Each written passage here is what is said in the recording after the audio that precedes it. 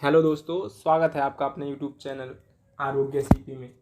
जड़ी बूटी के संदर्भ में आज मैं हाजिर हूँ आप लोगों के बीच एक और नए और औषधीय गुणों से परिपूर्ण पौधे को लेकर। आज हम बात करेंगे तरुड़ी यानी कि गुलाब के बारे में। गुलाब के बारे में सभी लोग जानते होंगे, सभी के घर पे या घर के आसपास गुलाब आसानी से देखने को मिल जाता है। लेकिन गुलाब का उपयोग सब लोग उसके पुष्प के रूप में अधिकतर करते हैं। लेकिन आज मैं गुलाब के और भी सारे औषधीय गुणों के बारे में और उसका उपयोग कैसे करना है और किन किन रोगों में करना है, मैं ये आप लोगों को इस वीडियो में बताऊंगा। तो आप लोग लास्ट तक वीडियो में बने रहें ताकि गुलाब के बारे में जो भी औषधीय जानकारी हो आप लोगों को मिलती रहे।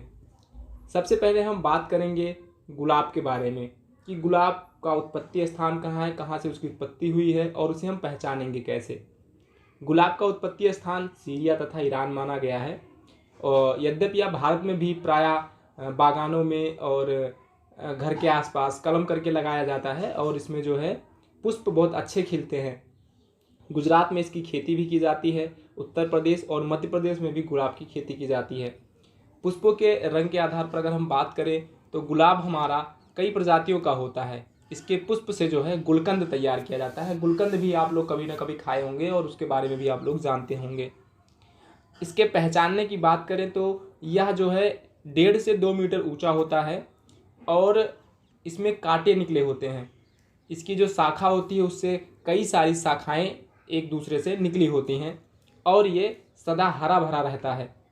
इसका जो तना होता है वो सीधा होता है और इसके जो पत्ते होते हैं, पत्र में भी यानी कि पत्ते जो होते हैं, पत्तों में भी कांटे जैसी संरचना निकली होती है।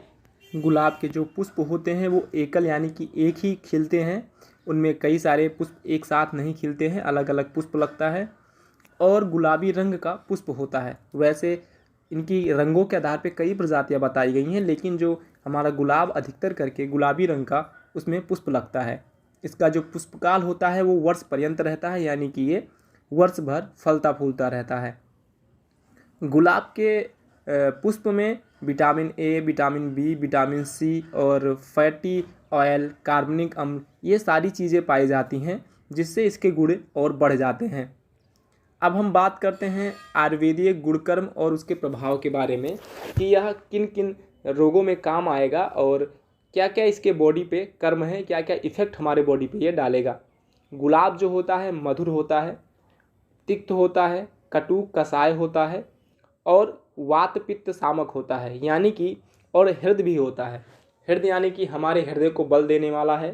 वात पित्त सामक का मतलब होता है कि ये हमारे वात को और हमारे पित्त का समन करेगा। अगर किसी भी कारणवश हमारा वात बढ़ गया है या पित्त बढ़ गया है तो उसे शांत करेगा, हमारे अग्नि को तीव्र करेगा जिससे हमारा डाइजेशन अच्छा होगा। और रसायन मतलब जो एंटी एजिंग का काम करता है वो काम हमारा गुलाब करता है। गुलाब हमारा मुखपाक यानी कि अगर मुंह में छाले निकल गए हैं तो उसमें भी ये हमारा काम आता है। उल्टी होती है तो उल्टी में भी ये काम आता है।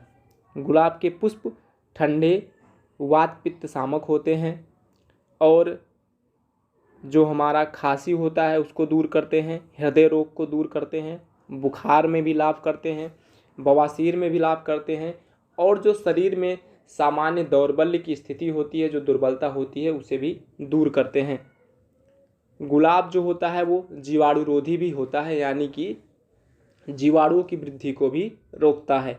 मुख के छाले अगर निकल गए हैं तो उसमें गुलाब के जो फूल होते हैं उनका काढ़ा बनाकर गरारा करते हैं। तो गरारा करने से ही मुख का जो छाला होता है वो ठीक हो जाता है और हमारे दांत भी मजबूत होते हैं। गुलाब के फूलों को पीसकर दांतों पर मलने से जो दांत के रोग होते हैं उनमें लाभ होता है। और अगर मुंह के अंदर छाले निकल गए हैं, मुखपाक हो गया है, तो गुलाब के पत्ते चबाने से मुखपाक मिट जाता है। गुलाब के पत्तों का और पुष्पों का जो प्रयोग होता है वो टीबी और फेफड़ों की चिकित्सा के लिए किया जाता है।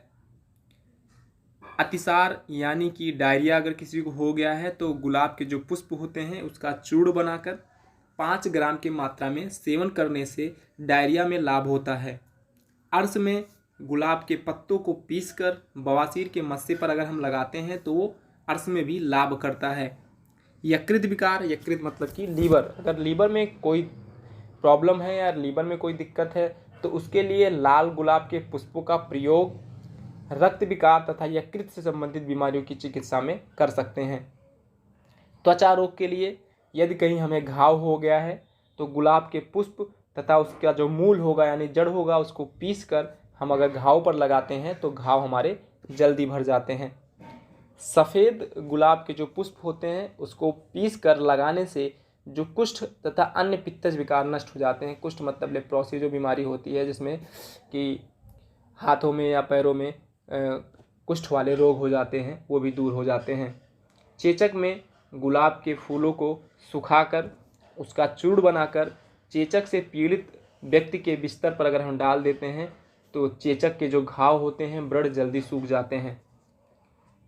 ज्वर में यानी कि बुखार में गुलाब से निर्मित जो गुलकंद होता है उसका हम सेवन करते हैं तो जो पित्त के कारण हमारे शरीर में ज्वर होता है उसमें भी लाभ होता है। अगर हमें सांप ने काट लिया है या बिच्छी ने दंश कर दिया है तो लाल गुलाब जो होता है उसके पुष्पों को पीसकर जहाँ बिच्छू या सर्प ने काटा है वहाँ पर लगाने से दर्द तथा सूजन में लाभ होता है। और सर्प विष में गुलाब की जो जड़ होती है उसको पीसकर सर्पदंश वाले स्थान पर अगर हम लगाते हैं तो उससे जो पीड़ा होती है वो भी शांत हो जाती है।